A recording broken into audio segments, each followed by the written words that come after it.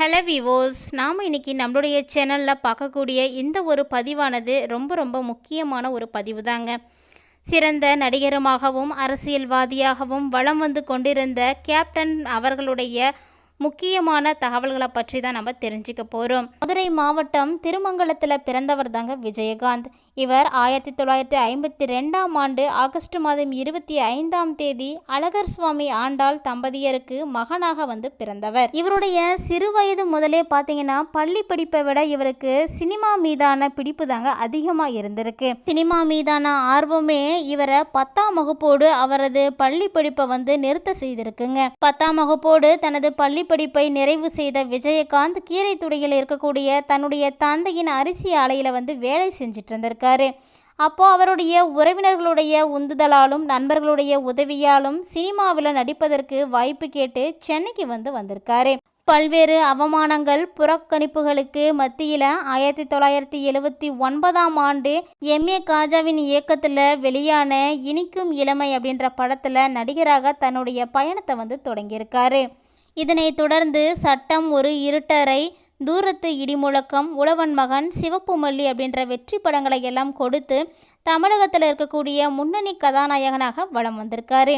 கிட்டத்தட்ட சினிமா துறையில் 150க்கும் மேற்பட்ட படங்களில் நடித்த விஜயகாந்த் 1984 மட்டும், அதாவது ஒரே ஆண்டில் 18 படங்களில் நடித்து சினிமா துறையிலேயே வரலாற்று சாதனையை வந்து பண்ணாருங்க.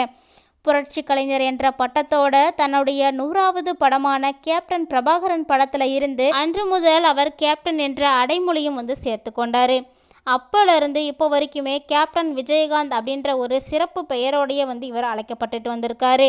விஜயகாந்தினுடைய திறமையும் குணாதிசயமும் அவரை 1999ஆம் ஆண்டு நடிகர் சங்க தலைவராக்கியும் பெருமைப்படுத்தியிருக்குங்க. இவருடைய உழைப்பும் மற்றும் இவர் அனுபவித்த கஷ்டங்களுமே இவருக்கு இப்படி ஒரு பதவியை வந்து கொடுத்திருக்கு. பல ஆண்டுகளாக அடைக்க முடியாமல் இருந்த நடிகர் சங்க கடனை சிங்கப்பூர், மலேசியா என தமிழர்கள் அதிகம் வாழக்கூடிய வெளிநாடுகளிலையும் நட்சத்திர கலை விழாக்களையும் நடத்தி வட்டியும் முதலமாகவே வந்து அடைச்சிருக்காரு. இது மட்டும் இல்லாமல் விஜயகாந்த் அவர்கள் நலிவடைந்த கலைஞர்களுக்கு உதவி செய்வதற்காக ஓய்வூதிய திட்டத்தையும் வந்து அறிமுகம் செஞ்சார். இப்படி இவர் செய்த பணிகள் பார்த்திங்கன்னா எண்ணற்றவை அப்படின்னு கூட சொல்லலாம். சிறந்த நடிகருமாகவும் அனைவருக்கும் பிடித்த நடிகருமாகவும் விளங்கிய விஜயகாந்த் அவர்கள் 2002ஆம் ஆண்டு காவிரி நதிநீர் பிரச்சனை உச்சத்தில் இருந்த பொழுது அனைத்து கலைஞர்களையும் நடிகர்களையும் ஒன்றிணைத்து நீர் தராத கர்நாடகாவுக்கு மின்சாரம் இல்லை என்கின்ற முழக்கத்தோடு மாபெரும் போராட்டத்தை வந்து நெய்வேலியில் வந்து நடத்தினாருங்க. ஏற்கனவே நடிகராக இருந்தபோதே 1984 மற்றும் 1986ஆம் ஆண்டுகளில் ஈழத்தமிழர்களுக்காக பல உண்ணாவிரத போராட்டங்களையும் நடத்தியிருக்காரு விஜயகாந்த். மேலும் விஜயகாந்த் இதை தவிர சினிமா துறையில் இருக்கும் பொழுதே அரசியல் வாசனை தெரியாத போதே பல பொதுநல சேவைகளையும் செய்து வந்திருக்காருங்க. மேலும் விஜயகாந்த் 1989 ஈரோட்டில் இலவச மருத்துவமனை மற்றும் சென்னை சாலிகிராமத்தில் இலவச மருத்துவமனை, ஆண்டுதோறும் பள்ளி மாணவர்களுக்கு லட்சக்கணக்கில் கல்வி நிதி உதவித்தொகை, எம்ஜிஆர் காது கேளாதோர் வாய்ப்பேசாதோர் பள்ளி, லிட்டில் ஃப்ளவர், பார்வையற்றோர்களுக்கு பள்ளி, நன்கொடை, தமிழகம் முழுவதும் 60 இடங்களில் இலவச கணினி பயிற்சி மையம் போன்றவற்றை எல்லாமே வந்து நடத்தியிருக்காரு. இதோடு மட்டும் இல்லாமல் இலவச திருமண மண்டபங்கள், ஏராளமான ஏழை ஜோடிகளுக்கு இலவச திருமணம், கேப்டன் ஸ்போர்ட்ஸ் அகாடமி என அனைத்திலுமே வந்து கலக்கிட்டு வந்திருக்காருங்க. குஜராத் பூகம்பம், கார்கில் போர், சுனாமி, கும்பகோணம் பள்ளி தீ விபத்து என பல சோக நிகழ்வுகளுக்கு தன்னுடைய சொந்த செலவில் நிவாரணப் பொருட்களை எல்லாம் கொடுத்து மக்களுக்காக உதவி செய்திருக்காரு. இப்படி தன்னலம் கருதாமல் பொதுநலத்தோடு சேவையாற்றியவர் விஜயகாந்த் என்று கூட சொல்லலாங்க. இந்த நிலையில தான் 2000ஆம் ஆண்டு பிப்ரவரி 12 தன்னுடைய ரசிகர் மன்றத்துக்கு என தனி கொடியை வந்து இவர் அறிமுகப்படுத்தினாராம். அதைத் தொடர்ந்து 2001ஆம் ஆண்டு நடந்த உள்ளாட்சி தேர்தலில் ரசிகர் மன்றத்தில் சேர்ந்த தலைவர்கள் பல்வேறு இடங்களில் சுயேட்சையாக போட்டியிட்டு பலரும் வெற்றி வந்து பெற்றாங்களாம். தொடர்ந்து 2005ஆம் ஆண்டு செப்டம்பர் மாதம் 14ஆம் தேதி மிகப்பெரிய மாநாட்டை மதுரையில் வந்து நடத்தியிருக்காருங்க. தேசிய முற்போக்கு திராவிட கழகம் எனும் அரசியல் கட்சியை இவர் வந்து தொடங்கினார். நாம் தேமுதிக என்று அழைத்துட்டு வரங்க. தேசிய முற்போக்கு திராவிட கழகம் எனும் அரசியல் கட்சியை தொடங்கிய விஜயகாந்த் கட்சி ஆரம்பித்து ஓராண்டு நிறைவடையாத நிலையில் 2006 நடைபெற்ற சட்டமன்ற தேர்தலையும் தனித்து போட்டியிட்டிருக்காரு.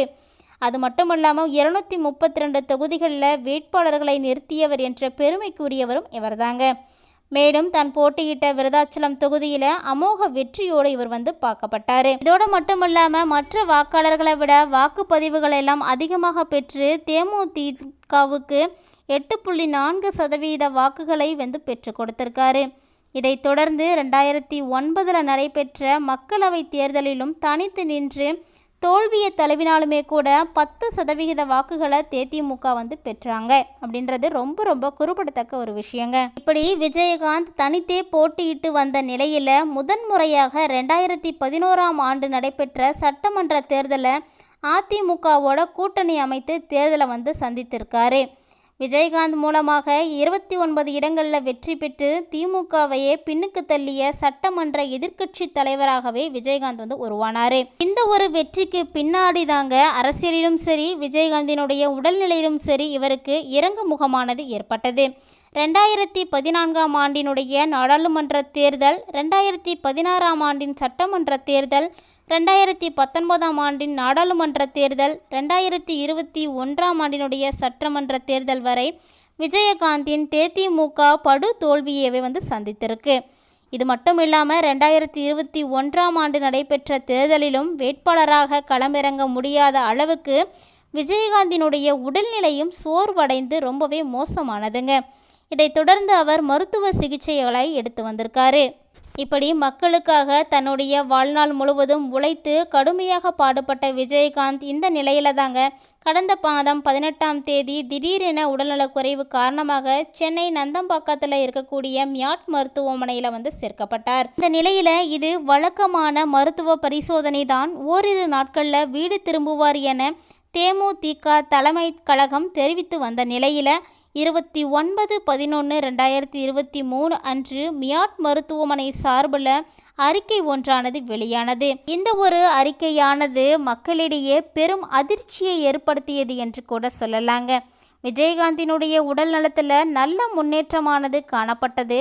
இருந்தாலும் கூட கடந்த 24 மணி நேரத்தில் அவரது உடல்நிலை சீரான நிலையில் இல்லை அப்படின்னும் அவருக்கு நுரையீரல் சிகிச்சைக்கான உதவிகள் தேவைப்படுவதாகவும் சொல்லப்பட்டதாம். இருப்பினும் கூட அவர் விரைவில் பூரண உடல்நலம் பெற்று வீடு திரும்புவார் அப்படின்னு நம்புகிறோம் அப்படின்னும் அறிக்கையானது சொல்லியிருக்காங்க.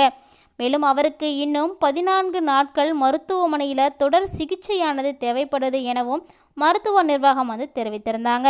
இன்னும் கூட அதிலிருந்து ரொம்பவே கஷ்டப்பட்டு மீண்டு வீடு திரும்பியிருக்காரு விஜயகாந்த். கேப்டன் விஜயகாந்திற்கான ரசிகர் மன்றத்தில் அவருக்கான ரசிகர்கள் கூட்டமானது அலைமோதி காணப்படுங்க.